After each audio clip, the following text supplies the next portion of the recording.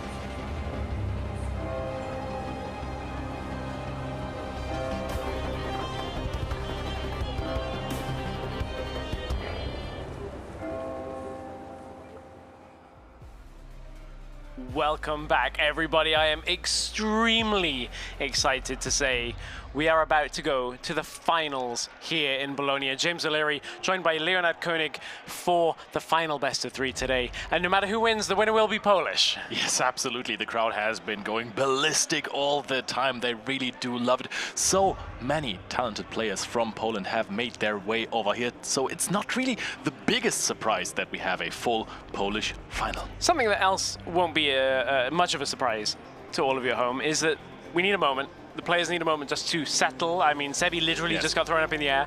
The entire Polish community kind of rallying around. Even Alan was in there throwing Sebi up. I was like, hang on a second, you're about to face off. So we do have a few minutes just to talk about through the progression of the tournament. And I would say a lot has been learned about Spirit Forge today and yesterday as well. A lot of hype coming in with the Spirit Forge changes, with Draven coming into the meta. Everybody said this is a tier 0 format, in that people were saying Draven is above and beyond the best champion to play. I think we at least have seen that, yes, it's consistent, but it is not dominant in the way that it will just crush through everything in a tournament, because no Dravens made the top 4. It had the best conversion rate from day 1 to day 2. Which is impressive. And I never want to discount that, but we look at the top 8. Yeah, and all of a sudden, top 8 still, the most played deck is Draven, but then in those semifinals, the top 4, no Draven anymore. This is not the League of Draven. This is more the League of Ezreal, or is it Misfortune? Yeah, it's a weird one, because we find ourselves in a situation where I'm like, well, you can't say that Draven's not a great deck, but at the same time, like, in these very high pressure matches, in these kind of very unique setups, like when we look at top 8, it was Dravens, it was an Irelia, a Victor, a Misfortune, and Ezreal. All of those are extremely different play styles. Yeah. Every single one is very unique, and it feels like perhaps while Draven was consistent and was able to outdraw a few matchups, maybe not having the specific targets, like ways to play against everything in a hyper-specific matchup, maybe that is one of the weaknesses. I'm going to have to review the footage myself, and I'm sure everyone will talk about it for a long time, but needless to say, being in this position, I was not expecting it to be Ezreal and Misfortune being the decks in our finals. Absolutely. I mean, and Ezreal, I could have said yes before the event, because LNZQ has been very bold about his Ezreal plays for the next few tournaments. He even said that he's going to win multiple metal cards. That is already a good start to this, being in the finals. However, Misfortune might be a tall hill to climb for him, because the Aurora matchup could be difficult. But all of those 4 decks in the top 4, they have one specific goal, and that is beating Draven. All of these decks are built to beat Draven. The thing is, the Draven decks, they are also built to beat other Draven. And then if you are in this scenario where you're not playing versus Draven anymore, now where do you go? Yeah. Draw the short end of the stick. Yeah, we have a few more moments before we actually get into our finals where we will dive deep into Ezreal and Misfortune. I feel like Irelia had good placements. We obviously saw Crows a couple of times on the stream playing that. I think it did a lot of work off stream. At the table area, playing against a lot of Kaisers, did a good amount of work in the matchups that people were successful with it. Likewise, I think Victor kind of flew under the radar for a little while. We, at the beginning of Spirit Forged, had the Plano units, Victor, all kill spells. Then we had the Vanguard Armory. Are you trying to cheat out Jace? Jace cheating out Vanguard Armory. Can you make that work? And didn't really have the success that people were expecting. There's now this aggro Victor with the Xin Zhao, a little bit of a mix, kind of lots of kill spells, does have the ability to go wide. So I'm excited to see, obviously we have Las Vegas regionals next weekend. I'm excited to see where things go with the meta over in North America. Yeah, I really like especially this Victor deck because it is an aggro deck. You know, you're trying to rush, especially against some slower decks, but with very little cards you're playing. You can keep your kill spells in your hand while you just go token, and then play a Xin Zhao. So on your first turn where you basically can move your units that are ready, you have a token and a Xin Zhao to already conquer, and you get 2 points by just playing one card in 2 turns.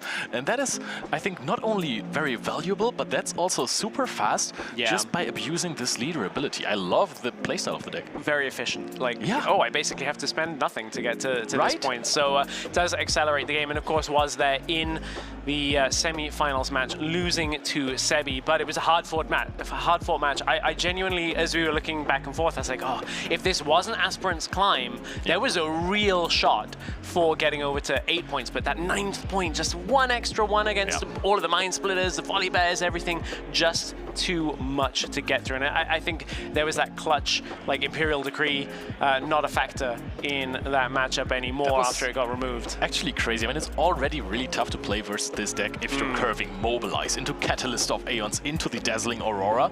But then, of course, we've been saying this so many times when talking about Aurora, you're trying to play more Mind Splitter than everything else, just so you can find that Mind Splitter, immediately get rid of the gear hate. And then in the next turn afterwards, there was another Mind Splitter being played from hand, get rid of the Vengeance, and then in the end step, Aurora got another, the 3rd Mind Splitter to get rid of the Imperial Decree. Yeah, that sequence was so big. Whew, that sequence, it's those moments where it's right down to it. It's just the order of the cards, how it comes out, the way we've seen Sebi be, blessed in the way that the Catalyst and Mobilize combo has come off a couple of times today to beat the Mind Splitter, to beat the way of getting some of the gear removal. So we'll see how that goes in a final against Alan, which is coming up very shortly. Again, the players are getting settled, getting themselves onto our featured match area. It is grand finals, so we don't want to rush them to get themselves together. Of course, both very experienced players. I mean, we've talked about Alan being best of Kaiser from Houston, the best of Ezreal here today. Naturally, that means Sebi is the best of Misfortune. But we do have the meta breakdown here, and I think it's interesting looking at day 1's results into day 2. This, of course, we saw some Sivir. That's what we were expecting to see Aurora run on, but it's the Misfortune in the finals. And also, very surprising, actually, is the complete abundance of Kaiser in top 8. There was no Kaiser. I thought at some point this deck might be the best deck in the tournament, but there's so many other decks that can try to beat it, and apparently that happened quite a lot. I mean, we have seen a decent conversion rate of Irelia as well, which is the arch nemesis of Kaiser, right? It's just like in League, right? If the fed Irelia comes your way and you're an AD carry, there's not really that much you get one shot at that point. You just cry. Those days of being a backline champion, although Kaiser always was a little bit more frontline at times, Irelia definitely deals with the squishies like that in League of Legends and also in Riftbound as well. I've been told that we do have a little bit of time still before we get into our finals. Ezreal, a deck that has had many iterations already in Spirit Forge. We heard a lot about the Rat Ezreal, which was pit crew plus call, and you just kind of like do the loop of the battlefields and untap, untap, untap, and people thought, okay, maybe this is a way to play against Raven. Then it fell off because people realized if the pit crew dies, suddenly the strategy is not so good if you can't move to the battlefield.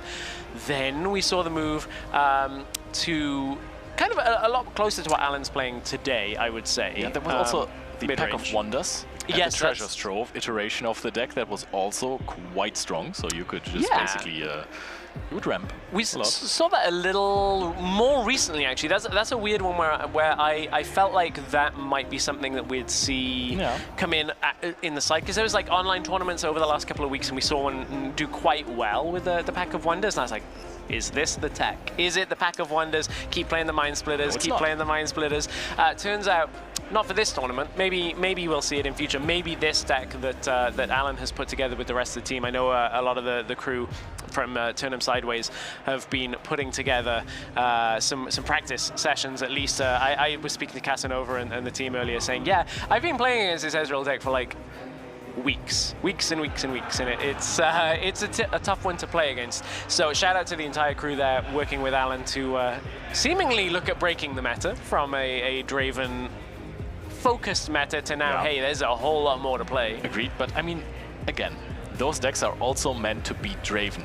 If you're playing a deck that is beating Draven, I think your Aurora matchup becomes significantly harder.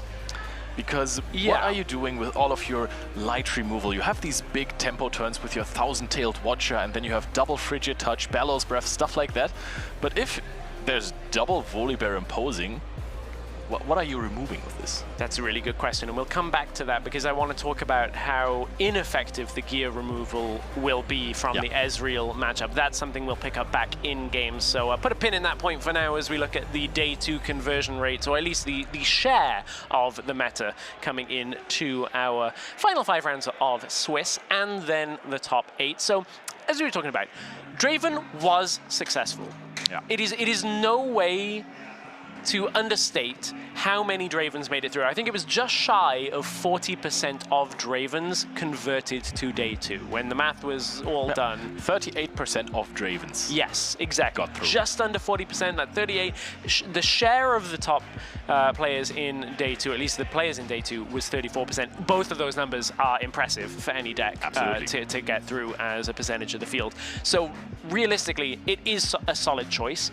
I think we may see iterations now on these deck lists of like, how do we play into some of these more unorthodox matches where we can't just be Mr. Consistent?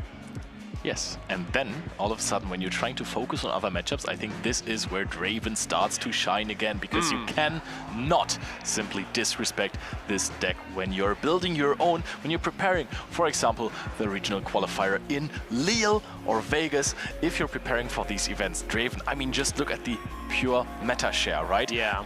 There's so many of them, especially in day 2. Even if we do not have any in top 4, all of these decks just had to go through so many Draven. I think the elephant in the room is Chaos. When you look at the percentage of champions coming through, I think it's hard to ignore. Not something that we should ignore, talking about the strength of a lot of the cards in Chaos right now.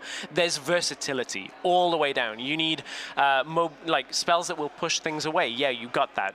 Rebuke will put things back to hand. You have card draw. You have solutions to many things, including combat tricks now with Switcheroo that can just kind of blow through a big unit. You can just stay there. Well. Exactly. It's not only a strong combat trick, but also you have flexibility in playing it. You can bluff it with other cards as well. It's incredibly strong, and I think, honestly, the best card in the game might just be Fight or Flight. It's hard to play around, for sure. You always have to be thinking about it, right? And that's the thing is, I think Chaos by name, Chaos by nature, in that all of the cards being very efficient, quite cheap, high impact cards that no matter whether you're running it with body or you know, any of the meta decks that we've seen today and the non-meta decks, regardless of what you're playing, you're able to just get through. Like red purple is such an intense combination that the multiple decks there. Jinx, so good. You see Draven as well. I mean, there was this different iteration of the Draven deck that we haven't seen in top 8, I think. Yeah. There was a Miracle Draven, right, where you were playing with Battering Ram, you were playing the Seals of Discord, trying to play so many cards in one turn with Rases.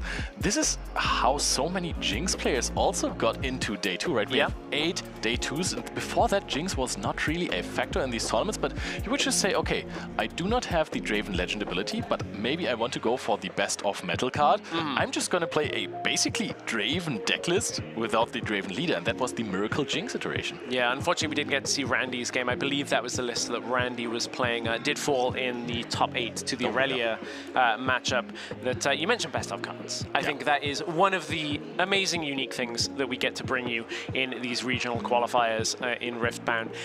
We get to not only crown a champion, we get to crown a champion of each legend. And that is something that we've enjoyed tracking the entire event. We, of course, with our top 8 have individuals that have determined that for themselves already. This finals, we know it's not a mirror matchup, so it is the best of Sivir, the best of Misfortune. Sorry, Ezreal. See, I keep thinking it's Sivir Aurora, but it's not. It's easy Misfortune. mistake to make. Ezreal and Misfortune. And there were 28 legends, and 28 best of cards, I'm pretty sure, have been given out. I'm pretty sure we had every champion represented, if I remember the graphic we saw yesterday. So that is a lot of players having that, you know, very special memento of their time here in Bologna. Absolutely. It's such a cool card. We have actually just seen some backstage, of course, and they are phenomenal. Would really like to have one of the... If you were going to a tournament to chase a best of card, which one would it be? Well, you know, I would say it was what I predicted for this event, but that means I'd be playing Draven along with everybody else that played Draven, and that is a crowded field, because I did predict that Draven would do really well.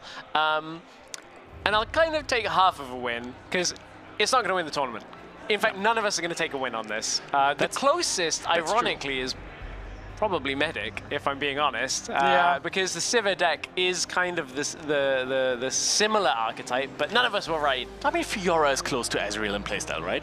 Somewhat. Says who? Okay, nobody actually. Says who? But if you had to go for a metal best of card, sure. What would you play? I mean, I'm sure that you wouldn't go for Draven, right? Except if you're the biggest Draven fan in the world, then you have to try your luck. Yeah, that's a really good question. I mean, I know I wouldn't get it anyway, but I think before the event and before some of the content that we saw from content creators around Rek'Sai, I was thinking like, maybe cool. Rek'Sai's a good shout. Darius, I know there was quite a high level of competition for the Darius. It really fell off later on in the tournament, but it was a high concentration of very, very good standing Darius at the end of day 1. Yeah, there's honestly, someone's going to pull me up on this when I say this. I don't think that there was an easy best of to pick up, because every single champion had somebody contesting you for it. So I will very much enjoy looking at the standings and seeing where did every best of place, because we had so many players here. I mean, it was you know, I think between attendees and competitors, I think we were near 3,000 people here in Bologna across the weekend, which is crazy. That's not an official stat. That is just I counted everyone as they came in. I was stood by the door. That was my day 1. While other people had breaks. I just counted. I just made sure that I kept an eye on everybody that came in. And people that came in participating, I'm going to start from the bottom and work up here. People that came in did get that participation promo of the Bone Shiver. Super cool art on that one. The top 8 got their promo of the Blade of the Ruin King, but we're determining the championship prize, the Blade of the Ruin King alternate art, and the playmat that goes along with it, as well as, of course, you know, the prizes for first through 32nd you see at the bottom of the screen. I'm pretty sure top 64 also by themselves the qualifier through to regional championships, which we, of course, will be building through. And as mentioned, there was the best of pricing throughout the day as well. So a lot to play for, even if you weren't aiming just for that top spot. Definitely so many cool promos, cool prices as well. And if you're getting first, $6,000, that's a lot of booster packs. It is. Yeah, that's... that would be an enjoyable, like, that's a good hour of just tearing into booster packs. That is an hour. You have to take your time, you know? You have to worship every single booster packs, and you're there for half a week, basically. Are you looking through the commons in every pack? Of course. Yeah, exactly. When people skip right to the back, I'm like, no, do it in order. Do it in order. I want to see the whole pack.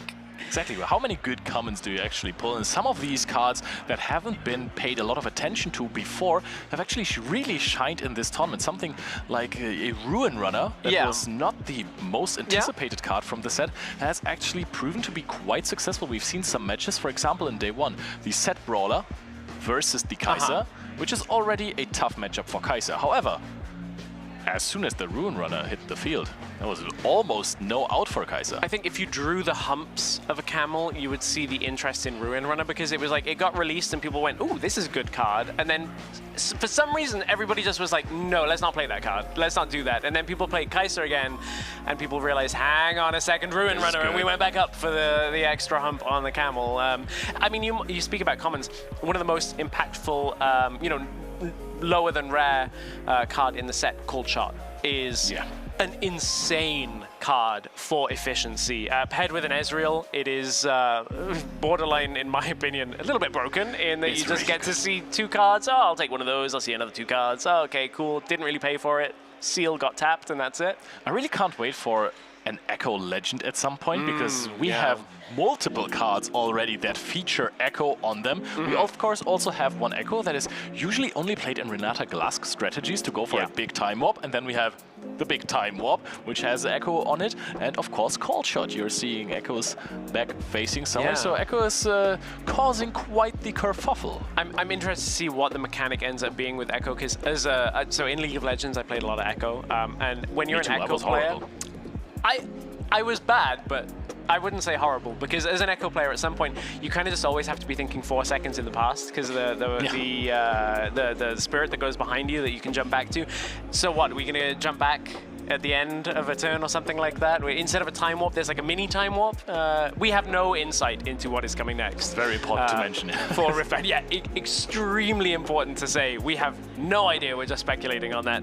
And we enjoy hearing your speculation as well on everything, whether it's your thoughts on the results here at the tournament or what you think is coming next to Riftbound.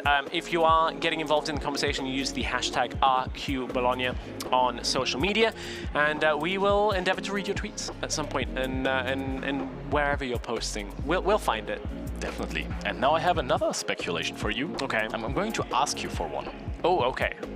Aurora versus Ezreal. Okay, let's get in towards the matchup now. We're getting there. Yeah, what do you think has the advantage there? Obviously, LNZQ has been aura farming so much so far, but this, all of these tiny removal-ish spells that he's playing, I don't think they threaten Volibear too much. Yeah, and not only threaten Volibear, I think to look at it as a very first step, and you know, we're building our way towards understanding this matchup, because it's not one that we see very often. No.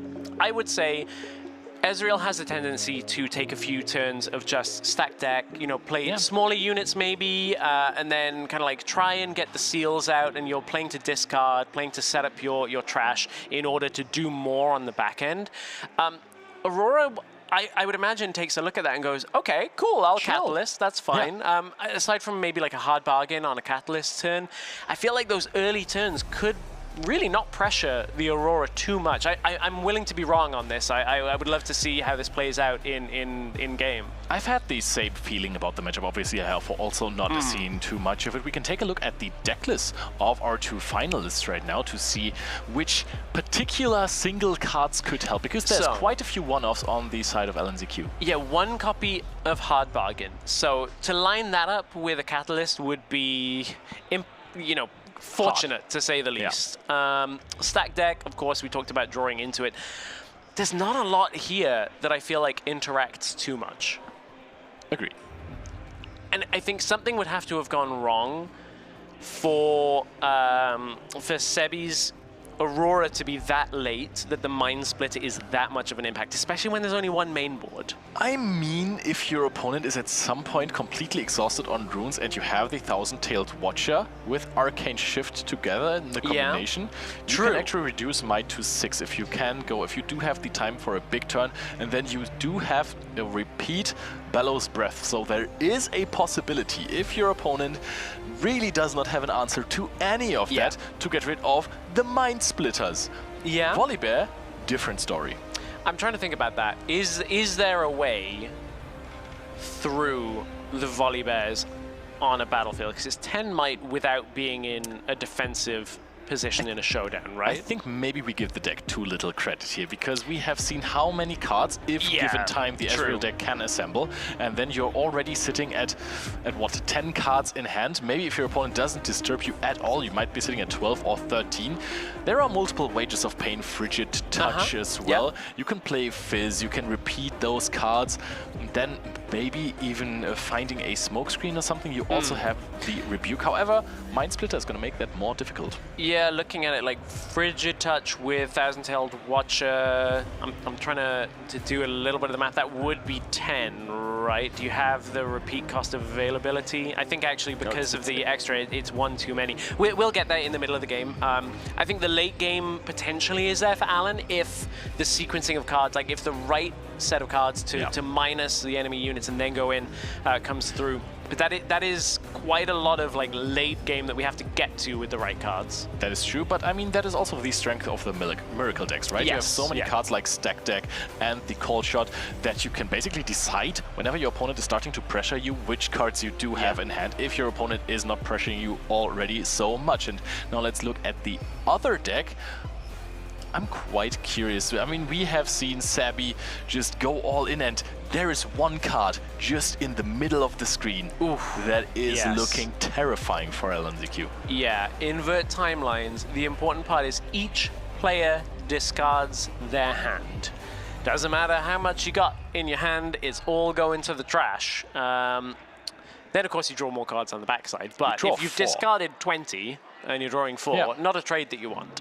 Exactly. This is a card that can, at any point, really threaten big disruption against LNZQ. So he will have to find either a way of playing around it, going, okay, I will try to establish a board that is big enough that I can threaten you if you drop your Aurora, if you get your units in, or he is going for an absolute high roll and says, you know what, I know we're friends, I know you're only playing 1 invert timelines, you're not having that. You are not going to find that. Another interesting thing is, as soon as Dazzling Aurora is being played, there is a decent chance with so little units in the deck that the Dazzling Aurora immediately reveals that the invert timeline is not in the hand of Sabby Q. Right. So that could give him the information of, hey, if this card was revealed, it's going to the bottom of the deck, we can chill for a moment, we can play around that. If you do not see the card, starting to sweat a little bit more, maybe change of plans. Yeah, that certainly could turn the tide of the game. Just as a reminder, we are getting ready for our finals here, which is why we are taking some time to just build towards this best of 3 between Alan and Sebi. It's been a hard-fought road for both of them to get to this point. Definitely. And now my question is it still possible for us to see these side decks of these players again? No, I'm going to say no. Okay, all right. We might. I hope so, I hope so. I'm not in control of that. Because, I mean, we have seen some gear removal on the side of LNZQ in Pickpocket. This is targeted at all of those other Miracle decks. You know what? Pickpocket doesn't remove. I'm glad we came back to this. It doesn't remove Aurora. Yeah. Because it is limited to what it can do, and we'll talk about that when we get into the game. We are ready for the first ever finals for a Riftbound regional qualifier in Europe, live from Bologna.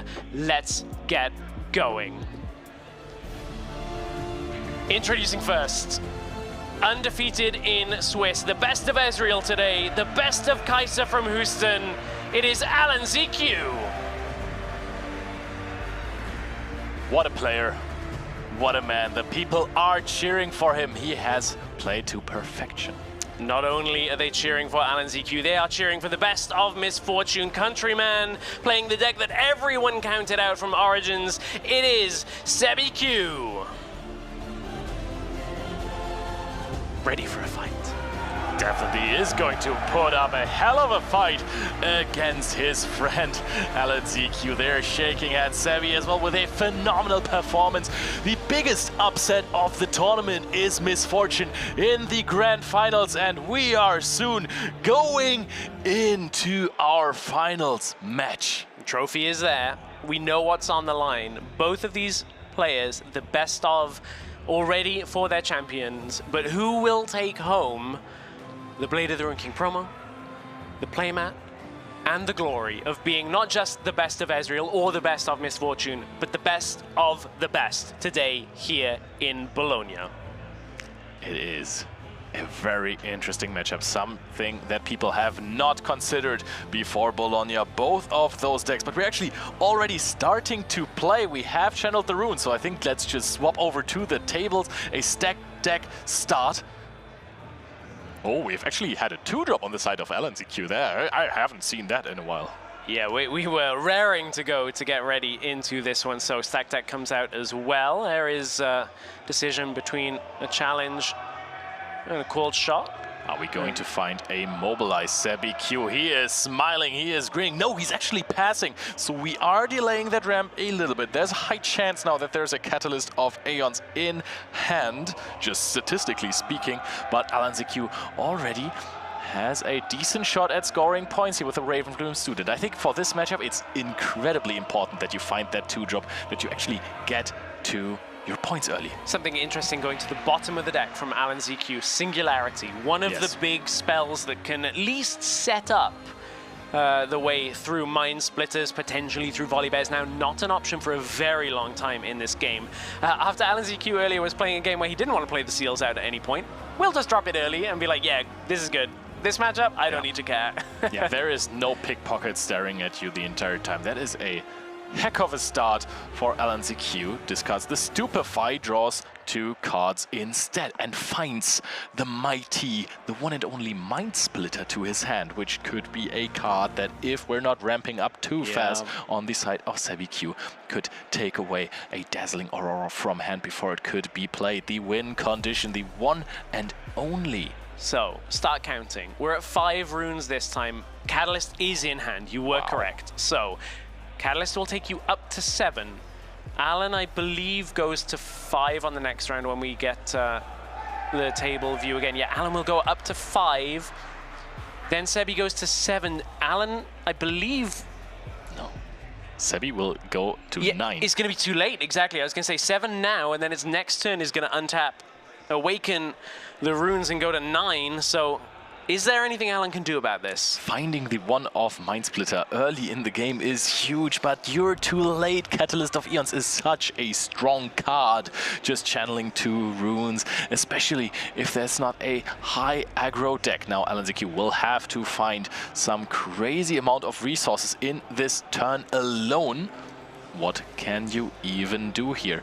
How many cards can you set up? How many resources can you get? And I'm sure we have held already in the Void Gate with Riftbound student. I'm sure you are deramping yourself now with a Sigil, and you are just playing a Vex now too, I think. Alan's just accepting that, probably getting Aurora next turn, so I just need to get some points early, then establish a little bit of control around the units that come from Aurora. Yep, and oh my goodness, these faces from Sebi just looking at Alan. He is hovering over it and he wants to see it, he has it! Dazzling Aurora, such a strong card, the ultimate win condition, the ultimate weapon for Sebi Q, and now LNZQ takes it. So, confidence. The reveals off the top. What's it gonna be? Where do we go? Mind Splitter off the top. We'll split the hand of LNZQ.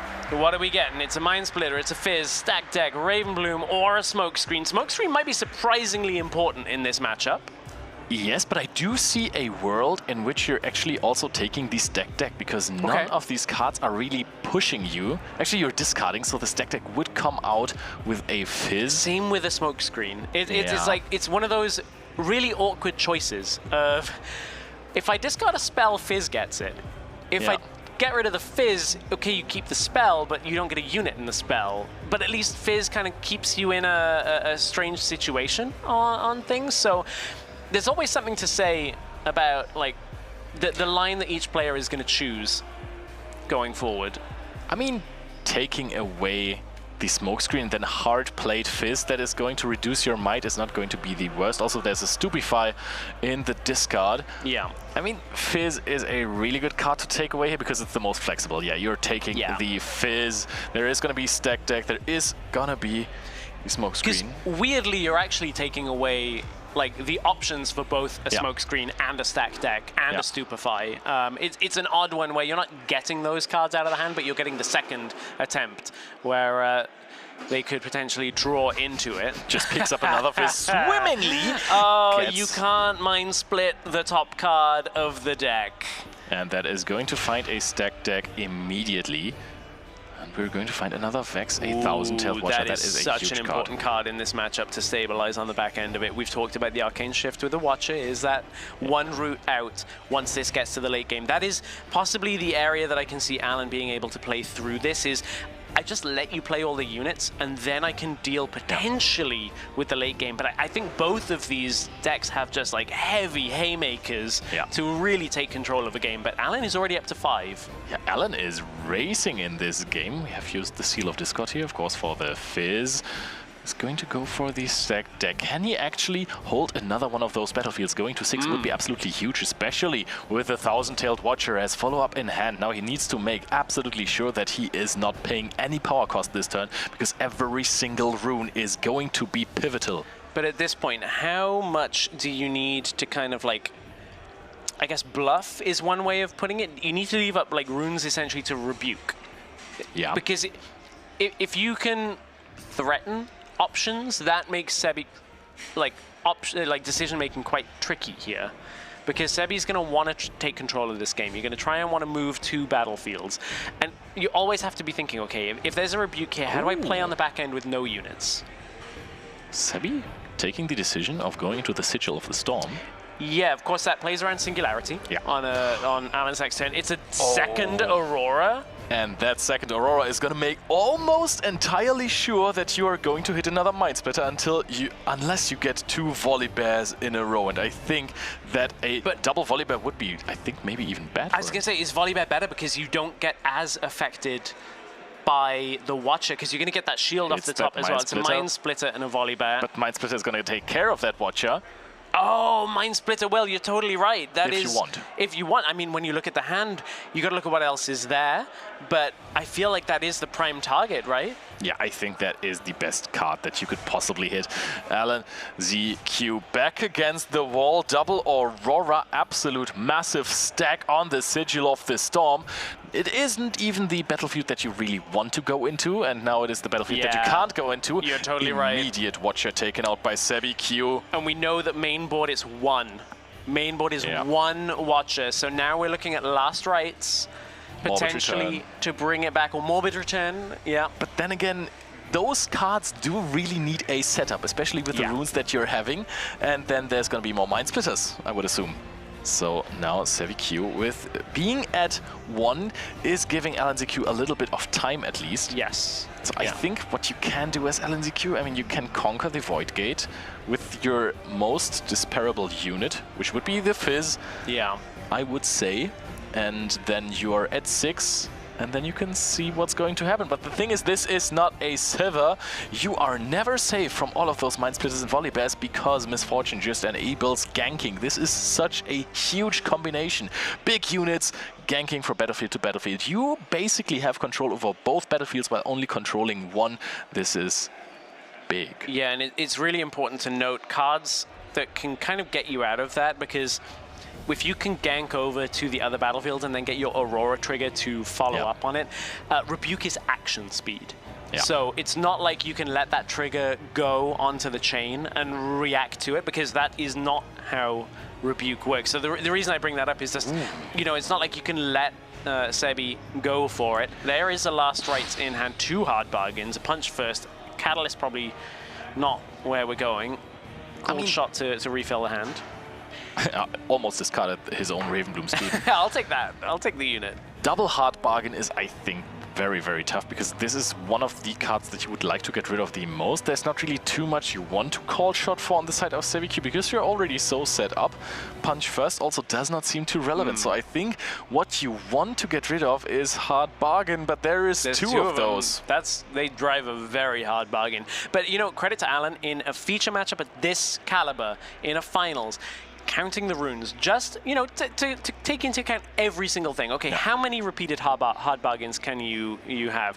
How many are you likely to need to recycle going forward? And, you know, you got to go through the motions. You have to account for everything in a scenario like this. I mean, as of next turn, your opponent can just pass and go for a double hard bargain repeated. So taking out the punch first. Okay. Indeed, so all right. I mean, that's 5 might on one of your battlefields. At some point, you'll have to try to conquer. Yeah, and that will throw a wrench in the works. If you're going to punch first, ask questions while punching is what I would say about that. As that is 3 units stacked on the battlefield. We're still in Alan's turn, resolving the end of Mind Splitter. So we go to Sebi's. Again, any units off the top of what we don't want to see if you're in Sebi's camp for supporters. For Alan's side, you probably aren't that bothered by that. You would hope to see a Volibear go to hand if you're looking for... Yeah. Wow. Okay, also, Sabotage. Hand Disruption. Sabotage is such a strong card here. However, as we said before, if you want to double hard bargain on the next turn, if you are just feeling like there might be an issue...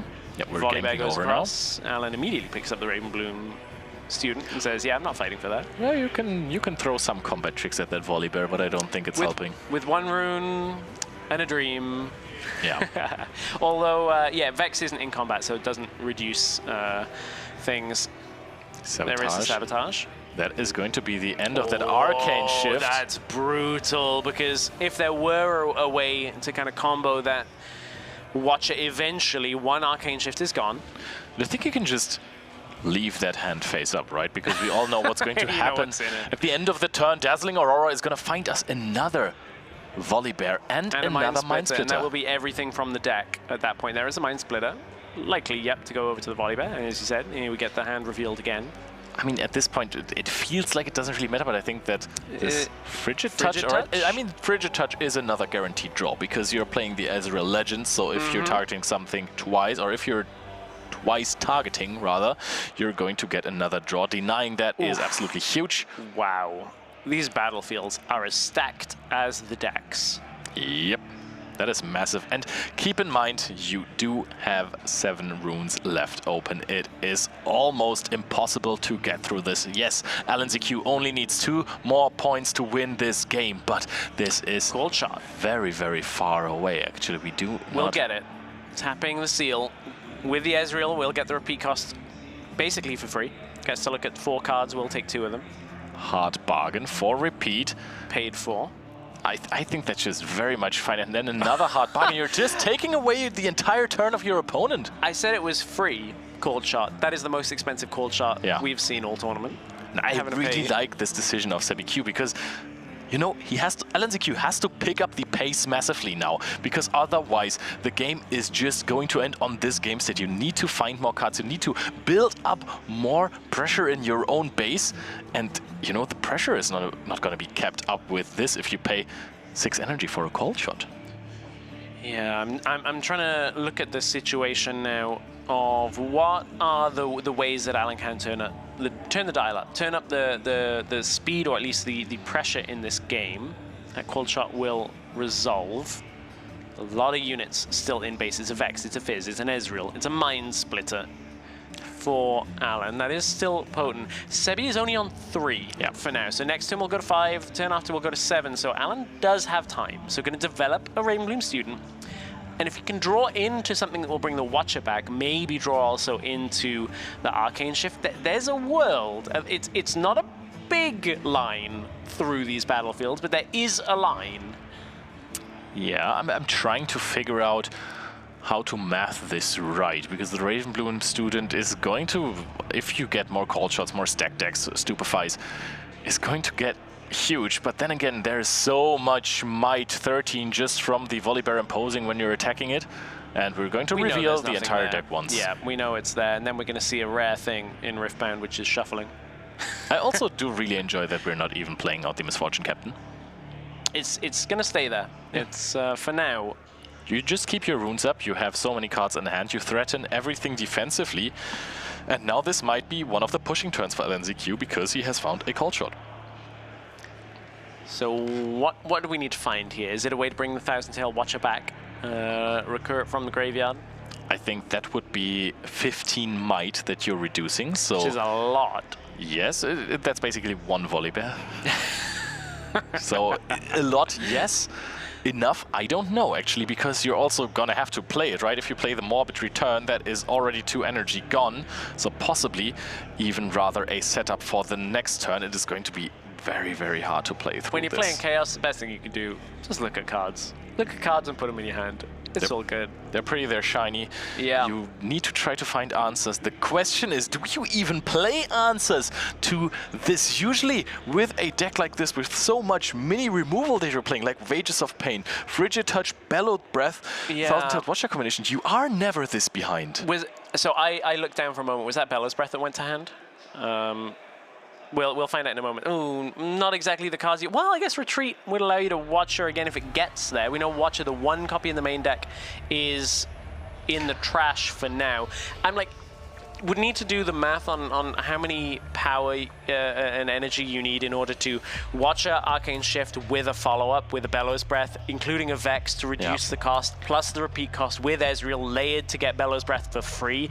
Is that enough with a -6 plus the Bellow's Breath to get over the Mind Splitters and potentially the Volibear? I think with a -6 we can actually get there. That's what I'm saying. Is that line? Do we play multiple Arcane Shift copies? Because we got the first one discarded from a Mind Splitter. I'm gonna look at the deck list. Thank you so much. I have it in front. Because it's 2 copies. All right, 2 copies. So there should theoretically be 1 more in the deck. If you find a Morbid Return, you can add back the Watcher. I'm pretty sure that there is no more hand interruption that Sebiq can go for, but of course there are other cards that you can use. There is also Fight or Flights or Rebukes. Could you remind me, is the Arcane Shift in the trash, or did it get put to did it get recycled, if you remember? I think it was, actually it might have been recycled. I think that we actually just picked one up with a call shot and put it down to the bottom of the deck. So Alan sees a different line. So looking at the cards in the back of the hand, we've got, was that double Rebuke? That is double Rebuke. That deals with the Volibears and puts them in a really awkward spot in the hand of Sebi. You're going to deramp a lot for it, but you don't care at this point because it's just about getting to 8. Yep. The good thing is as well that you are playing this somewhere on your turn on action speed. So really nice that your opponent cannot react with a challenge. I mean, at some point your Mind Splitters are going to be able to take out almost everything that you do, unless your Ravenbloom gets big. I was going to say, if you put the Vex in, you get the Rebukes at reduced cost, because now we're in a combat the Vex is involved in. So it's actually 1 and 1 recycle to get rid of the Volibear from the opposing battlefield. We saw Alan using this to great effect earlier, utilizing the Vex combat showdown status that is applied to the game to take care of things away from the Vex for now. We'll see a follow-up here because there is a retreat in hand available to kind of bounce that Vex back after this is done, so that the Watcher, the Mind Splitter doesn't take care of the Vex. We also have a smoke screen in hand for Alan, so again, reducing the cost. This Vex is paying off. Both Volibears are out of the way for Alan in this first game of the finals. The Ravenbloom keeps stacking up. There is so many runes available, but how much flexibility does the deck of Sebiq have? I mean, he is just chilling with all of those runes. There is Punch First, but I also don't think that LNZQ has some way to return the Thousand-Tailed Watcher this turn. There's a Stupefy, there's a Smoke Screen in hand, so we know at least there's 1 look at the top of the deck for Alan. Punch First, as you mentioned, from Sebi. There is a Smoke Screen, goes on to the Mind Splitter.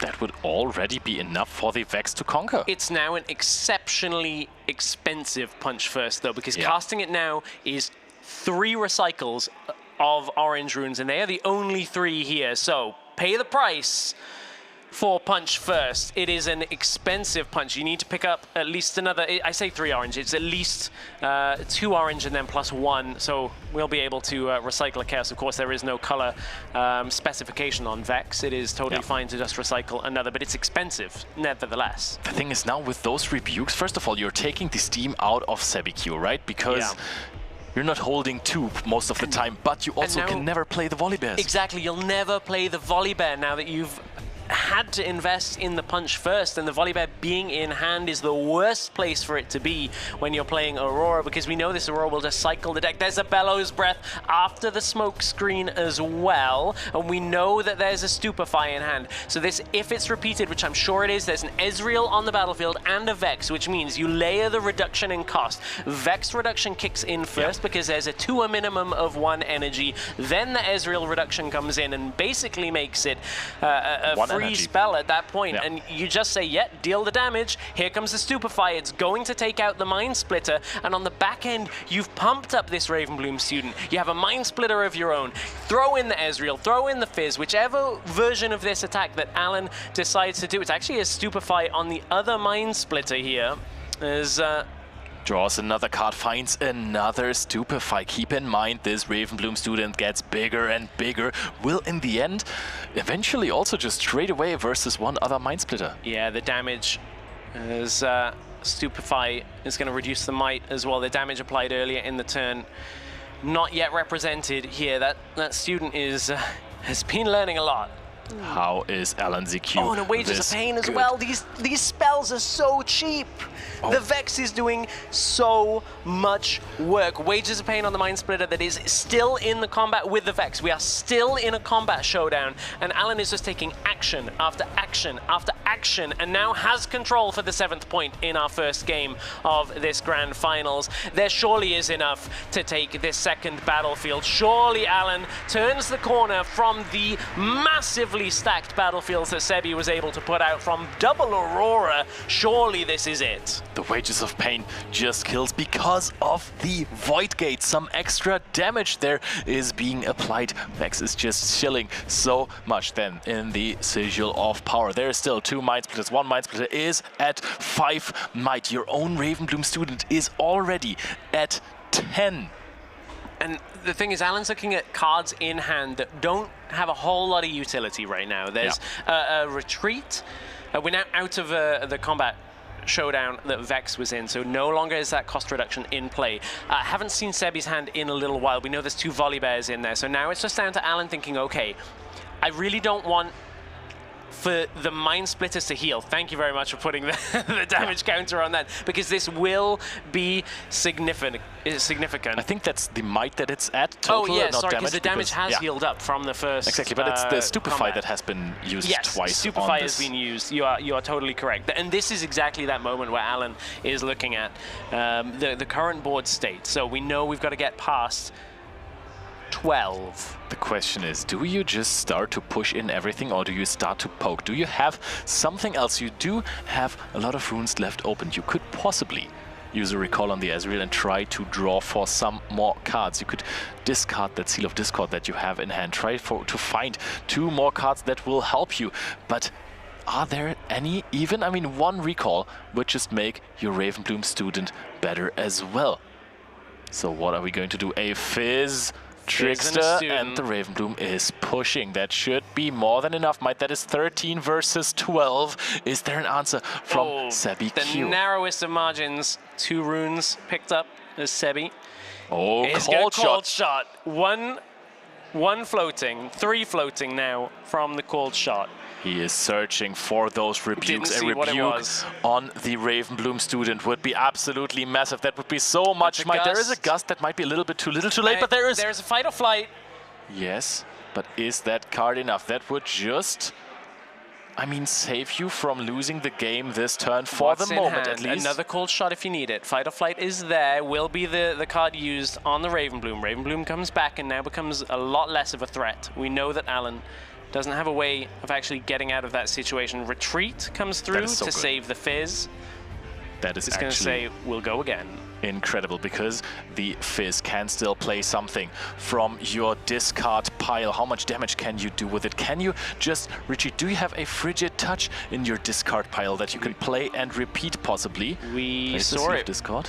already this turn, right? Well, we at least saw a Bella's Breath this turn. I'm pretty sure we have seen a Frigid Touch go through. Hard for us to keep track of everything as Alan cycles through his entire trash. It's a Rebuke, of course. Rebuke comes out on the Mind Splitter that was at full might, and Alan knows he's got a Mind Splitter of his own to come towards this battlefield. It's now just down to what Sebi has in hand. Still potential outs. We know there's quite a stacked hand when it comes to the number of cards in Sebi's hand, but Alan does know a lot of them. He knows there's a Mind Splitter now. He knows there's 2 Volley Bears, but there's a Cold Shot at least. We know there was a Cold Shot, drew another card from the previous turn. This time it's a Mind Splitter that goes in.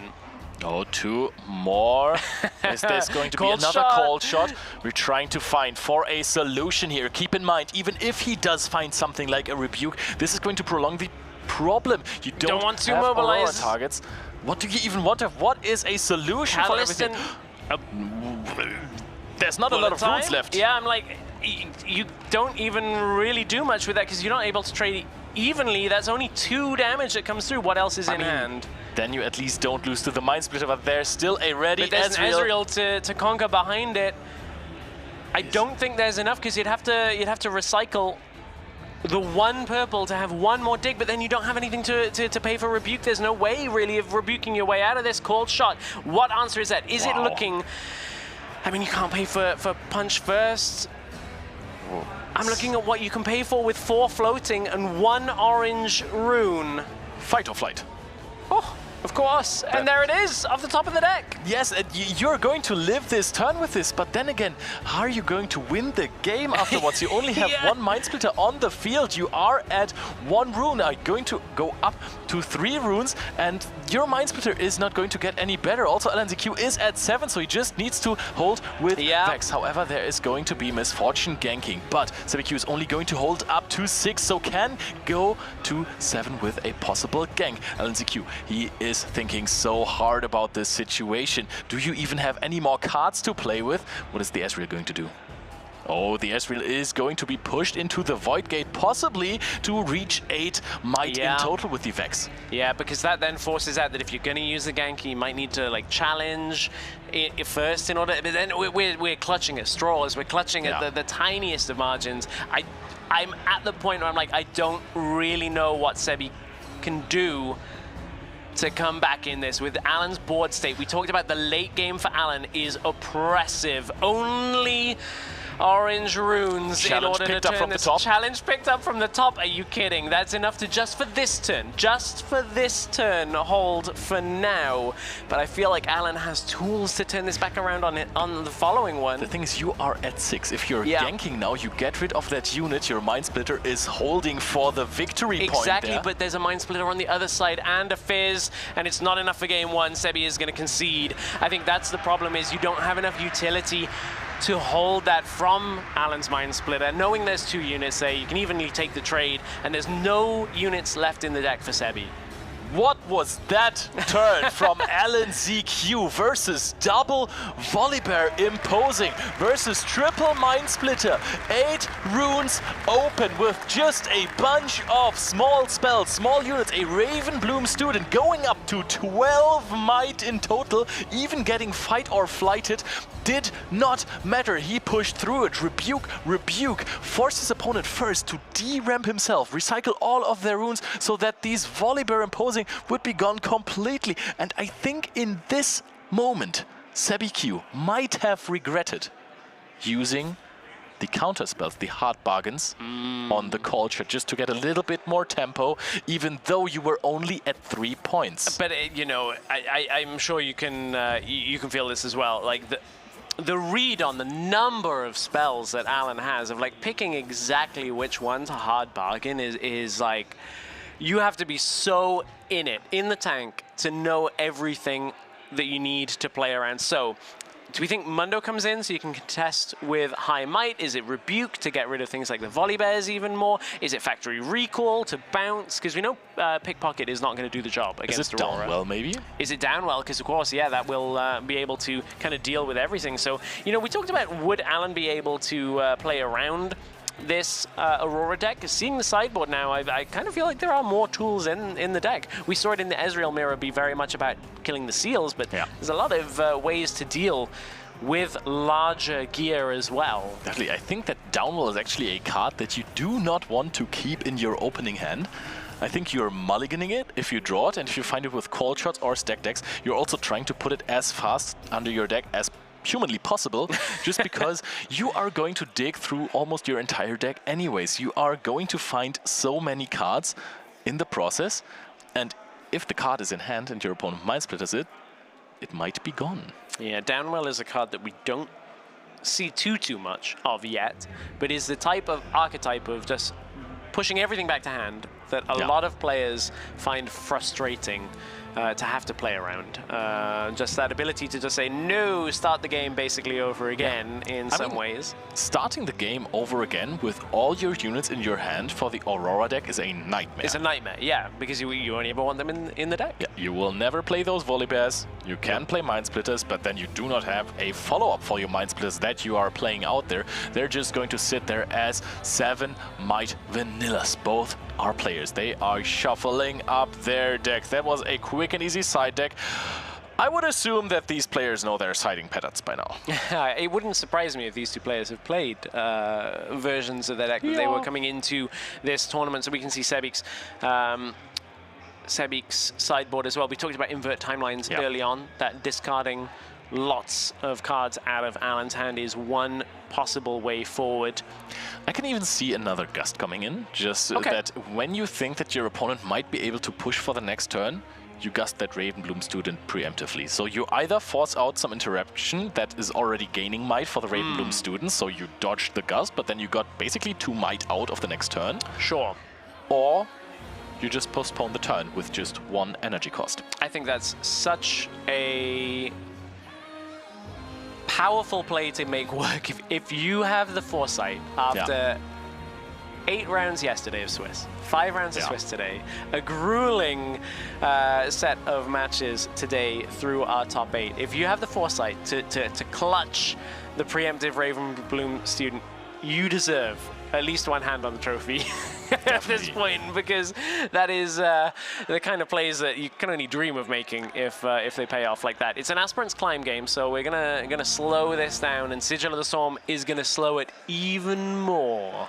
I want to say one thing, and that is we have been talking about Alan ZQ aura farming for the entirety of the tournament, right? I see where you're going. In the last game, SebiQ was emoting heavily on him when they had the Mobilize and the Catalyst of Eons, and then the Dazzling Aurora was having to play it. Mobilize, he is hyping it up again. He's blowing the horn that gets him another rune, but it wasn't enough in the last game. Alan ZQ was just too good. I thought you were going to say that Alan ZQ was aura farming and he's about to take down Aurora on the way. It's kind of Aurora farming in the way out of this one. There's Ezreal. Just will play it early. There's an Arcane Shift in hand. Put that in the bin. We know we'll get it back. I love discarding Arcane Shift. This makes Fizz so much better. And you draw a Fizz and you drew the Watcher. Yeah. So the only thing that you're kind of regretting with the Watcher being in hand, I guess one problem with that is if your opponent does manage to find the Catalyst, there is a stacked deck. If there is a Catalyst within the hand or these cards, then you're in a little bit of trouble because it's Aurora next turn, and we know the likelihood. The numbers are 3 chances at a Mind Splitter to ditch that Thousand-Tailed Watcher if you are... okay. Wait a second. Hang on. That is an interesting hand to look at because, of course, Invert Timelines is great to also find your own Dazzling Aurora, but there is not yet one in hand, so we do not see the SebiQ classic of Mobilize into Catalyst of Eons into Dazzling Aurora. So does that mean that you have to play the Mind Splitter out on the curve that you're on there? Or is it you stack deck, which is what Sebi has taken? Do you stack deck and just go, I'm going to draw, I'm going to draw, I'm going to draw, I'm going to draw, I'm going to draw, I'm going to look for the Aurora, please show me the Aurora? I think that might actually be an angle for an Invert Timelines now. We know that Alan ZQ has already drawn so many cards there. I think this is another moment where you can try to find a Dazzling Aurora. You put the Volibear imposing to the bottom of the deck. What would be nice is actually to discard a Mind Splitter, because then you can play a little bit more with your last rights. With last rights. That is an interesting line. That is definitely something to consider through this. Sebi's with it as well on the horn going through. I mean, he's just having fun here. I mean, already has secured Best of Misfortune in the Grand Final, secured qualification to the regional championships later in the year, but still has the opportunity to bounce back in this one to look to even up the score to 1-1. And I'm gonna add, when you're in the finals of the regional qualifier here in Bologna and you're playing an Aurora deck, you can really just enjoy this finals, right? You try to get some of the runes, you find the Aurora, and then you let fate decide what happens with your deck. Now, already in the Aspirants Climb, a Ravenbloom is played next to the Ezreal, so LNZQ is trying to prevent a possible misfortune that is pushing Accelerated instead of just putting it into the base, possibly losing the Ezreal from the misfortune, and then pushing the Ravenbloom student into the Sigil, which you don't want to do anyways. That is an on-curve Mind Splitter, you're spot on with that. And now there's plenty of cards to choose from. Double Fizz, of course, it's a card that you like to take away. But I think in this scenario, you would rather prefer to go for the good old Thousand-Tailed Watcher, just to add to things some turns ahead. However, in this, we're taking away one of the two Fizzes. Fizz identified as probably one of the most flexible, one of the best cards of the Ezreal strategy. I would have seen an argument that could be made for Call Shot. Okay, to stop drawing into more options. Yeah, because LNZQ is kind of unit flooded at this point, right? Right, so it needs to find utility that goes around that. But I mean, you're gonna find your utility. Taking away the Fizz, keeping the Thousand-Tailed Watcher in hand. Yes, and we know that it is a one-off. Yeah. So if it goes to the trash, Cold So Shot good. comes through. Just able to play off the seal. That is never not going to be satisfying. It's stack deck and something. It's not as satisfying when it's the turn where you played your seal, because you technically paid power cost for it. Yeah, but true. Afterwards, every second time you use your seal, that is going to feel massive, because you know how much value you're generating, how much ramp you're getting. Actually is in the position to get another one of those. Yeah, I was going to say that's what it looked like as we got a quick glimpse. Yeah, I mean, Stack we deck. are finding Drawing our cards is utility. great. Drawing cards is balanced. It's getting you where you want to be. You're already setting up big turns. However, keep in mind there was an invert timelines in the hand of Sebby Q. Ooh, yes. Very huge card. So the thing is, you're not drawing too many cards. You're exchanging cards one for one. As you say, do you just do it now? You've seen stack deck. Yeah, the hand should be really tailored for LNZQ now. If you're Sebby, do you just go like, yes, please keep drawing cards, please. Another Seal of Discord is being played. Tapped and Fizz, where we go with this. Is it the Arcane Shift, or do you just... No, we take that back. We do... Oh, so we have the stack deck. He's slowly but surely. So was it still... Oh, so we're just... stack deck didn't go to the trash, we're just going to do it from play. Was that the down well I think he taken found the down well, and will the down well go down well? Because there is going to be invert timelines. So many mind splitters, so many different options. But that invert timelines as well, if you get rid of it at this point, like down well, this might be too early. Surely, Alan, like, again, we talk about it, we don't know that specifically they practice, but... You gotta kind of have it in the back of your head. Okay, is that an actual option in this matchup? Do I have to worry about this? Is this a moment where Sebby says, okay, we're not Auroraing so much this game, I'm just going to break your hand? And look, these aren't even cards that are that influential. You've got an Unyielding Spirit, you're like, kind of frustrating to get rid of. Okay, Bullet Time is a little bit frustrating to get rid of, but is the upside there? You're at 8 runes, right? So you definitely want to guarantee that you have the chance to get into the Dazzling Aurora at the end of, or at the next turn. So what you can do is invert timelines. You're going to be at 7 after paying the power cost, of course. But you could also just hide the Fight or Flight first. Yeah. But if you're doing that into invert timelines, next turn you're not going to be able to play Dazzling Aurora if you draw it. That's very fair. I mean, you might... I don't know if you have another Mobilize. You might find Catalyst of Aeons. There's so many cards that can get you those runes back. And now LNZQ was like, oh, Oh. Bro, I just tailored this hand for minutes. I've been working so hard on this hand. Why are you taking all of those cards away from me? I'm losing 2 cards effectively, plus I just get a randomized hand now. Yucks.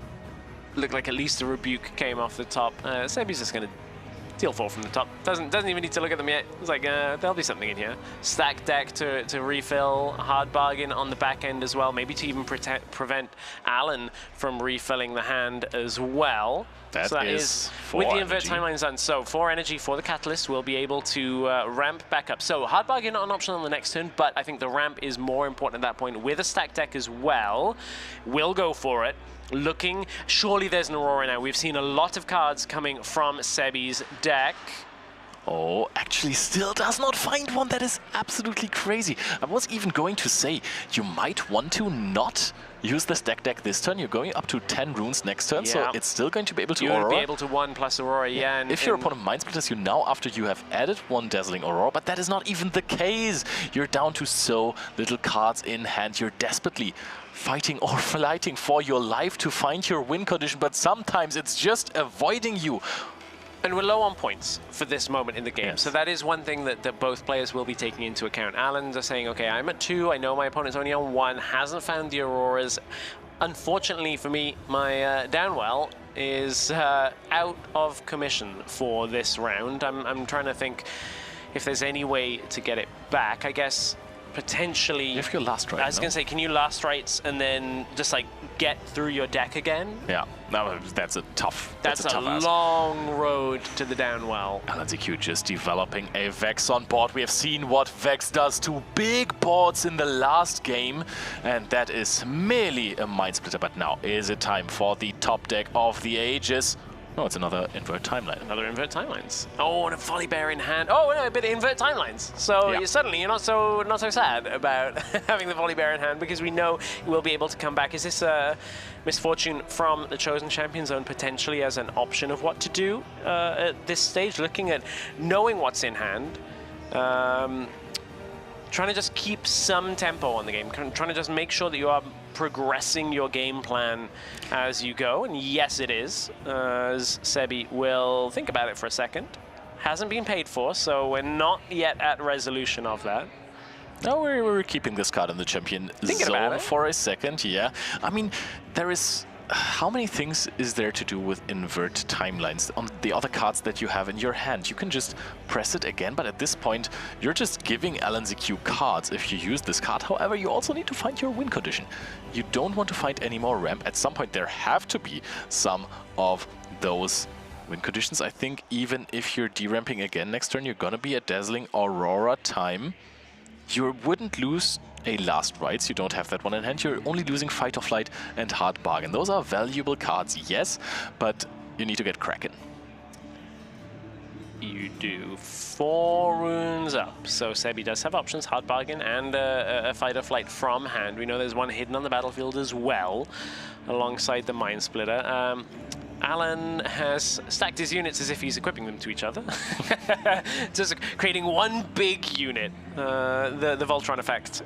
One big unit to conquer them all. Yeah, to be fair, you know, these board states do get quite wide. Yes. And Alan, of all players, I think, has played extremely clean this entire tournament and finds himself with 1 hand on the trophy at this point. 1 win already in this best of 3.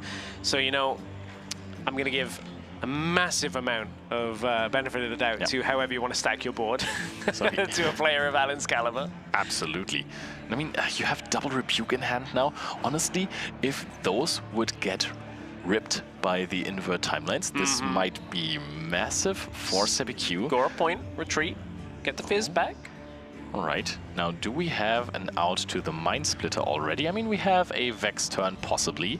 There can still be Fight or Flight. And the thing is, a lot of cards got discarded earlier, so trying to recall what was in the trash. There's obviously Arcane Shift, if you want to look at taking back eventually like a Fizz or something like that. And again, keep in mind, the Vex, if it goes into combat, suddenly changes the game when it comes to the amount of spells that Alan is going to be able to play. Fizz is being played, and you're going to get for a repeated cold shot. So Alan looking for more options to come from the top of the deck. There's a Mind Splitter. Finds...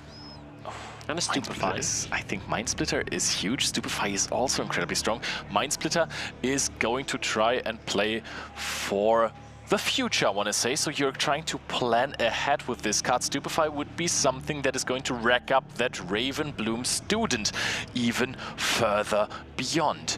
Now, double seals is exhausted. You have used some of your cards already this turn. You have scored a point.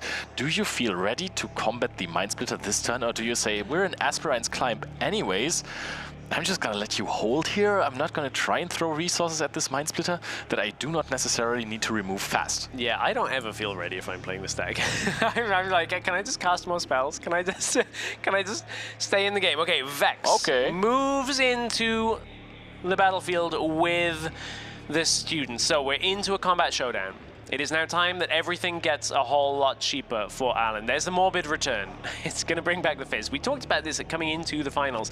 Playing a card once means you're going to be able to loop it about 9 times with the Fizz, with the retreats, just the replay, with the Arcane Shift, everything that comes through. So we know there's a hard bargain in hand for Sebi, but those are now expensive because there's extra cost to pay because of Vex's asymmetrical tax that it applies to Sebi. Because we're in a combat showdown, every single spell is going to cost an additional energy and power while this combat persists for Sebi, and Alan will reduce his spells by 1 power and 1 energy to a minimum, of course, of 1 energy, but that doesn't matter so much. Of course, Alan says, I'm just going to take this extra little bit of rune advantage that I've gotten from this trade-off. You're only playing hard bargain once, no repetitions here. Goes down to 1 rune open for himself on the side of Alan ZQ, but now there is going to be a fight or flight. You have to pay for it. Normally you don't with a hidden card, but when there's a Vex on the battlefield in the combat showdown, you do. And that is what's going to come through. Now, Alan's still within the showdown. What does Alan have in hand for 1? It's a Rebuke. Wow. Rebuke is going to send this Mind Splitter back. That is taking a lot of tempo away from his opponent. However, there is still a misfortune that is in base. Now you're completely exhausted when it comes to your runes. The Mind Splitter is back in hand for SebiQ, and you did not steal enough runes to prevent a possible Dazzling Aurora that could come from the top, and there it is. So Sebi, is this one of the outs to find in this game? Importantly, all of that for Alan was to get to 4 points. Yeah. We're at still kind of that mid to late game part of this round. There is the possibility to jump up, and of course we are going to 9 from Aspirant's Climb. So Alan is shields down, a very rare moment where this Ezreal deck has no answer to a combaters that will get cleared out. Aurora gets put down, played by Sebi, and we're going to see what comes off the top. We know we've seen a Mind Splitter go back to hand. I think we may have seen 1 Volley Bow already in hand. It's Mind Splitter, it was the next card, so better to be the next card than previously drawn. Do you take the Watcher this time? That is the next question that SebiQ will have to ask himself. This is a card that can play through boards. Like, I'm just going to awaken everything. I'll just go A, and then I'll go B. I'll put my card here. I channeled. I go no to pressure. C. Just make your decision. I'll shortcut through my start of turn procedure. Oh, and the Rocket Barrage is being removed from hand. I mean, that would be an easy out to the Dazzling Aurora. Yeah, there goes some of the gear disruption that we know that Alan has access to. Downwell is gone. Rocket Barrage has gone. Yep. Now, Alan ZQ is at 4. 4 can be quite far in the game if you're not playing with Aspirant's Climb. yeah. Aspirant's Climb makes it feel pretty far at this point. But the thing is, Alan ZQ has pushed through some fields. Oh, the factory recall is going to reset the Dazzling Aurora. And the Mind Splitter, bounce it back to hand, take it away. Wow. It's already the first card down. You know it's going to be the one that Alan selects because it was a lot of pressure for now. I mean, we'll leave it up to Alan here, again, doing the due diligence, noting down every card that's there, making sure that the play is correct, but you have to feel like spending the factory recall to bounce it to hand to Mind Split is the combination that Alan ZQ would be looking for at this point of the game. 100%, even if it wasn't even necessarily playable in the next turn. I think I've counted 6 runes on the side of his opponent, so that, wait, But it's regardless, it just takes one away. It's like, I don't want to deal with that Aurora. Like, get it out of here. It is now in the trash, and SebiQ feels the pressure rising for sure because it has taken so long to reach that first Aurora. That does, however, mean the likelihood of seeing another one is relatively high because we know we're getting to the dregs of the deck now for Sebi when it comes to what is left there. We've drawn through a lot, and Alan is going to say, okay, I'll just score another point. And now Alan is 2 turns away, potentially, with conquering or scoring both battlefields. Alan will be 2 turns away. It is another Aurora off the top. Is there enough to pay for it? 1, 2, 3, 4, 5, 6, 7, 8, 9 rooms exactly in order to play the next Aurora. Is that enough? Sebi's chatting with Alan. I wish we had table audio sometimes. At this point, in goes the Mind Splitter. Mind Splitter will take away the Fizz. Slams the Aurora for the second time. I mean, at this point, you're obviously easily trading a Fizz for a point when you're already so close. You know there is a lot more pressure coming. Another card hidden. A card. So before the Aurora starts resolving, I believe Alan thought we were at the end of the turn. So Alan is skipping to his start of turn procedure. Again, it's been a long day, and if we were doing step by step, these players probably wouldn't shortcut quite so much, but they are in the finals. They know what they are doing. We trust them in this situation to go through. Volibear off the top is going to stack this battlefield. But game 1, this wasn't a problem for Alan. There's 2 more cards left in the deck. This is almost complete information about the deck for Alan ZQ. He can just look at this deck, can just see how many cards are still in there. What might there be in the hand of my opponent on the side of SebiQ? How many Rebukes are in there? How many Fight or Flights are in there? But then again, there's also 2 cards. There's 1 Rebuke, huge.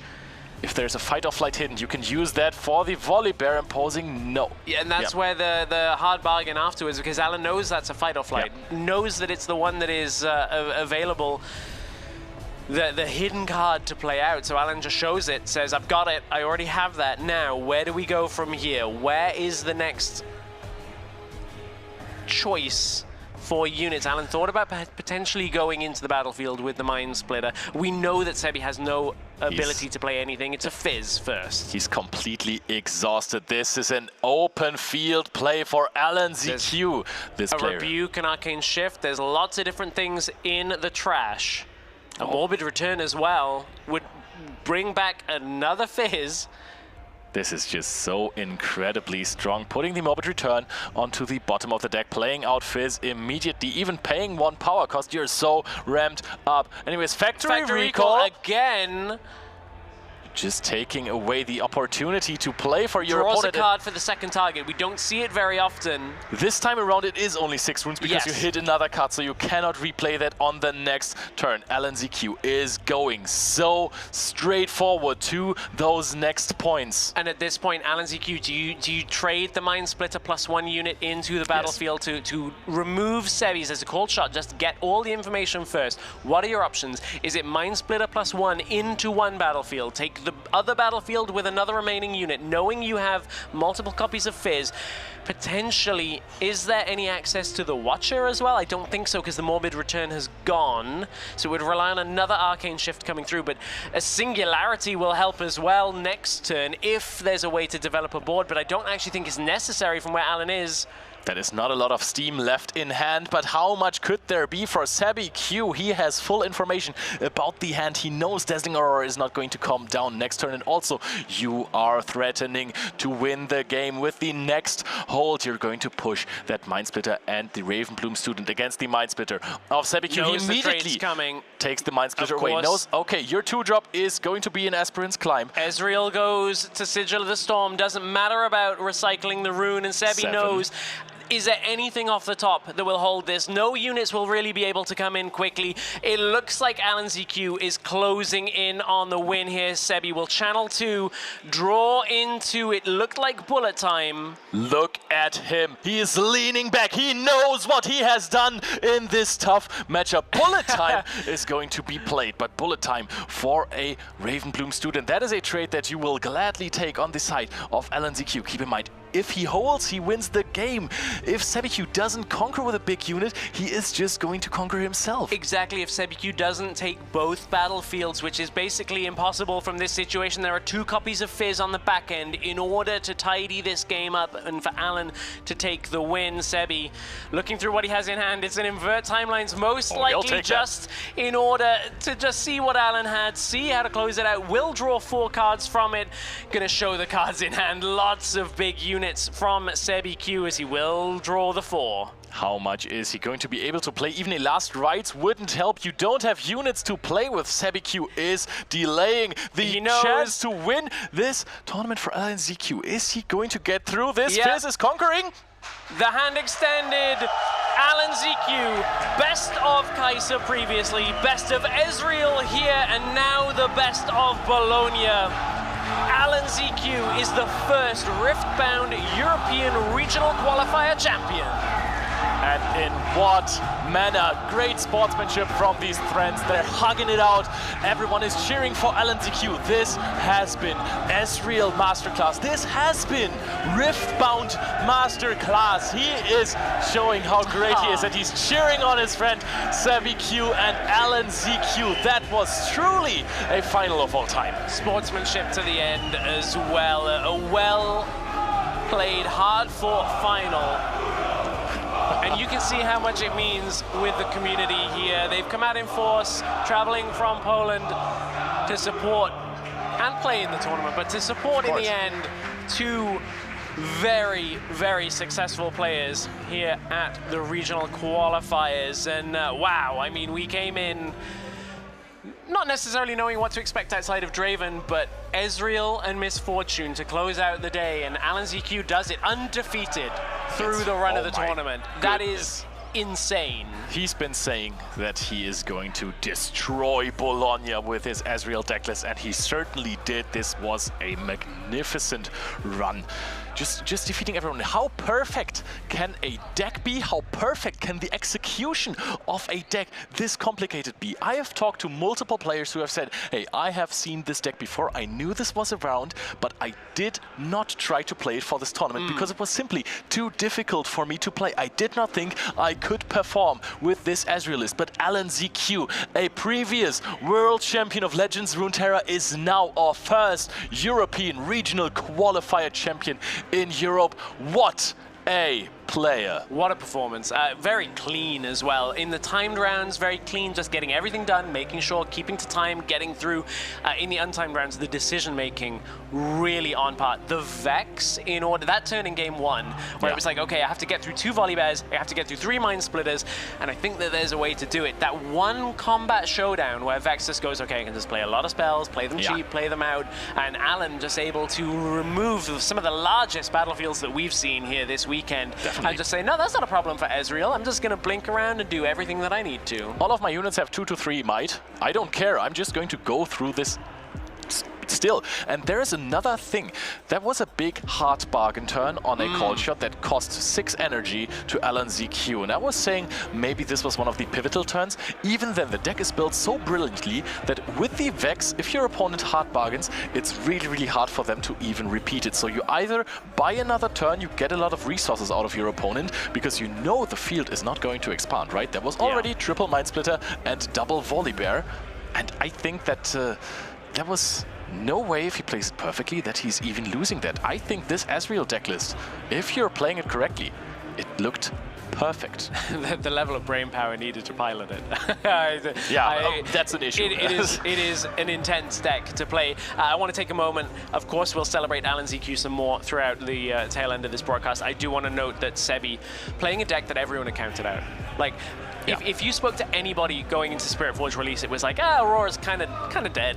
There wasn't any tools. It's kind of out of here. We're not really expecting to see it. Well, first regional qualifier here in Europe, and it makes the finals. And not only makes the finals, we saw some really impressive plays out of Sebi in the previous rounds that we saw, and hung in there with Alan. Like, really made Alan work for that game 1. Like, it could have very well have been, if Alan didn't find that perfect line through, that Sebi was really in control from that point. Definitely. I mean, he had so much might. It was triple Mind Split, which is already 21 might. and double volley bear imposing, which is also 26 might. So that was 47 might over 2 battlefields. And LNZQ won in that turn with a double Conco. What the heck?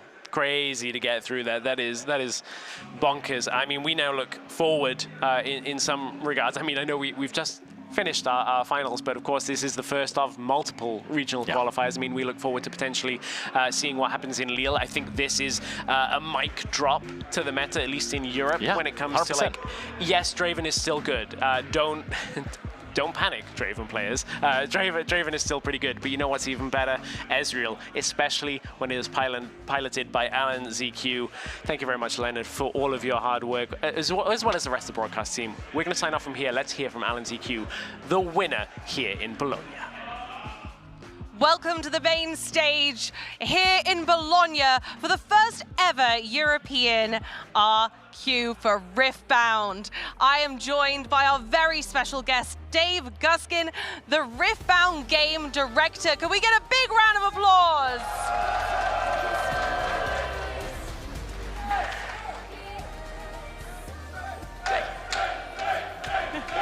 A huge cheer for Dave. Thank you, everybody. And of course, it gives me the greatest pleasure, alongside Dave, to present our first champion of Bologna, LNZQ!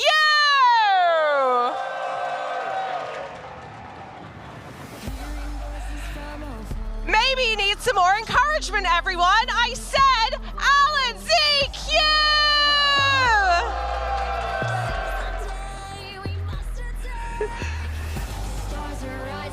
Alan! Yay!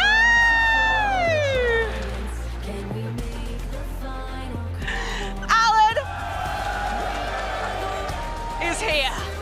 How does it feel to be our champion? I am so sorry.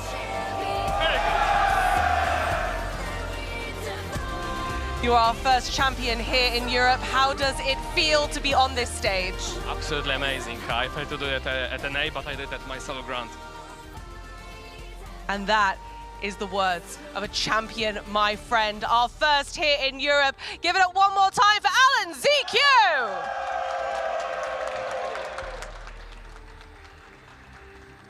Thank you so much, everyone, for joining us on this journey. We began this adventure with 1,719 players, and we are down to just one, and mighty is he. Thank you so very much, everyone, for joining us, whether you've been in the venue with us or viewing from home.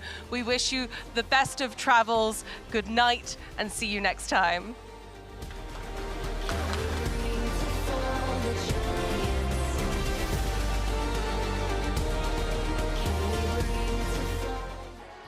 Stars shining with us, your fire is contagious. I feel the moon on our skin. Love glows out, love streams in your eyes, shining through me. Light the way so that we can see.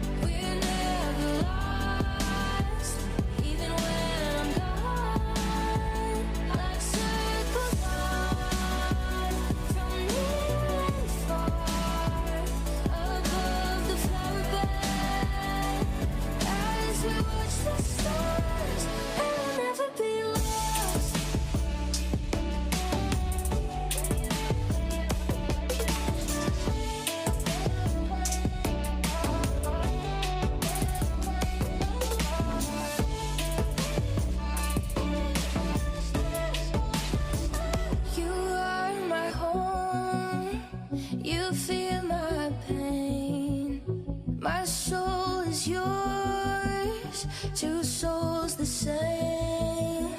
With you, I'm everything. You never asked me to change a thing. They set our world on fire, but our hearts will burn for miles. I see your beauty shine.